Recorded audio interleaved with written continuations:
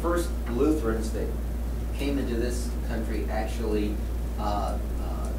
were not in Pennsylvania. They were not in Minnesota. Big bastions of Lutheranism in this country happened to be in the area that is now Wilmington, Delaware, of the original colonies. And even in most countries in the world today, people come in through ports. Ports are interesting places because they receive people from the outside, and at the same time, literally because they're on the edge of continents and on the edge of countries, ports are looking out.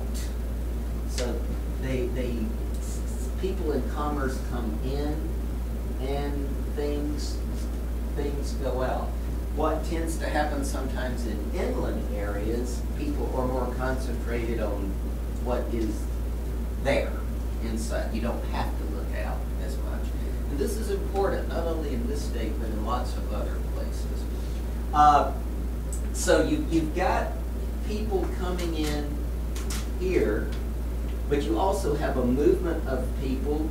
Some of these folks, these Lutherans, they continue to move right on up this area.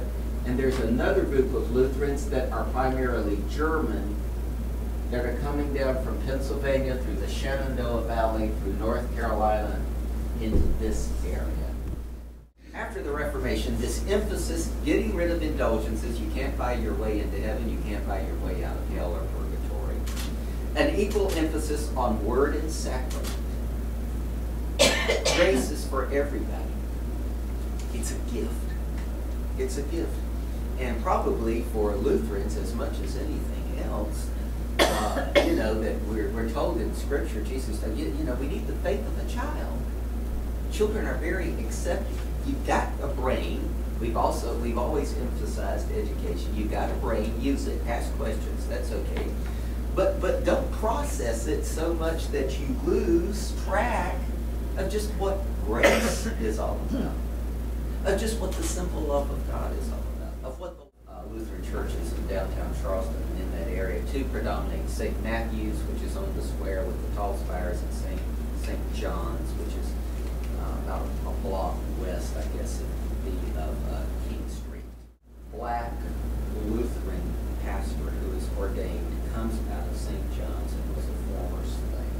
St. John's is first, and this is important today because, of course, the companion synod for South Carolina is Japan. The Evangelical Lutheran Church of Japan and the South Carolina Synod have a long, long history. Oh, you get on up into the mountains, Flat Rock, Hendersonville, Asheville, up in that area.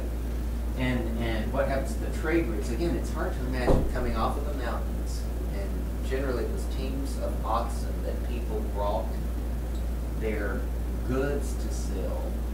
Sometimes they would follow the river, sometimes they would follow what semblance of a road was coming down this area to the state to get to Charleston to sell them.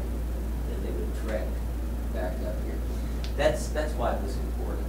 But otherwise they were disconnected. Difficult in the church to generalize all Lutherans in South Carolina that they were in the same place mentally on the Civil War. They weren't, open to it right now. At any stage in your life, continuing to be a part of the priesthood of all believers.